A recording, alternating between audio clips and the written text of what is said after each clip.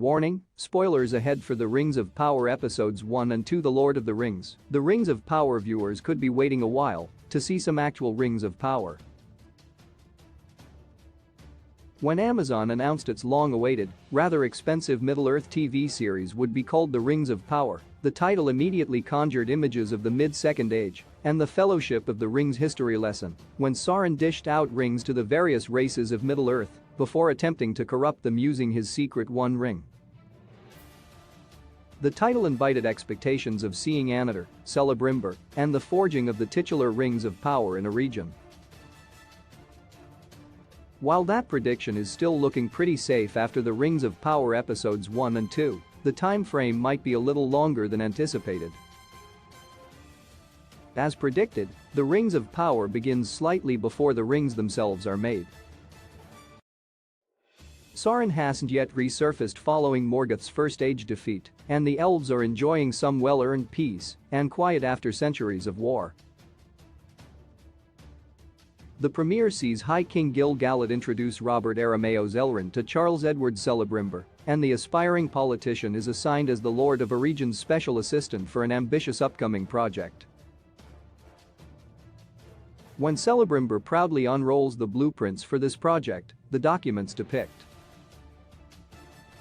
a massive forge. The Rings of Power viewers might have been expecting Celebrimbor's plans to contain designs for the Rings of Power themselves, or at least some early prototypes before the proper 19 are crafted under Sauron's watchful eye. Instead, we get a forge. So, rather than the Rings of Power Season 1 explaining how the rings were made, the Rings of Power Season 1 is explaining how the forge that made the rings was made. Amazon's narrative now needs to cover Moria's dwarves helping construct Celebrimbor's forge before the smiths of a region can even begin thinking about designing their magic rings. It's okay if the Rings of Power don't appear until Season 2. It's certainly a little strange that the Rings of Power draws its name from objects that still feel a long way from physically appearing. After all, The Lord of the Rings shoves the One Ring into view almost immediately, while The Hobbit is just a barrage of halflings right from the start. Many would have expected the Rings of Power to at least mention enchanted jewelry in its opening episodes, rather than merely having some early discussions about the forge that will bring them into creation.